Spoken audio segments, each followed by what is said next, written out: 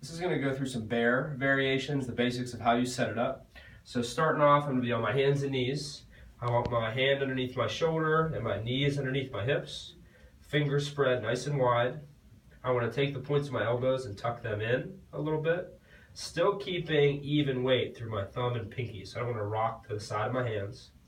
And then once I get here, the next thing I look at is my neck. I don't want my head to be dropped down here. I want to pull my chin a little bit towards my throat to lift my head up away from the ground. Now here, I'm going to lightly push the ground away from me, keeping my elbows tucked in. And I'm going to start off by just lifting my knees up into this bear position.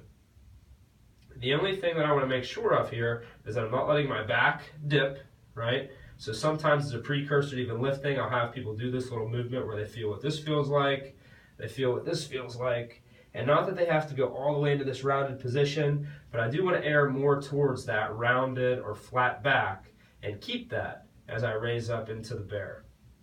Really trying to make sure I keep some tension in my stomach as I go up into that position. So I would start off just having someone do some holds, maybe for 5 seconds, and back down, trying 5 to 10. And if that's going okay, some of the different variations we can throw in here.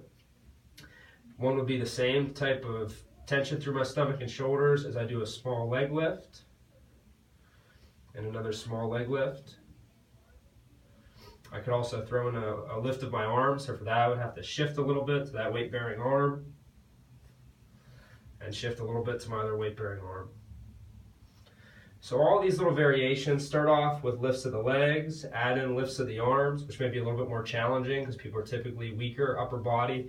And then ultimately I could get into even some lifts of opposite limbs. So I could lift my right leg and my left hand.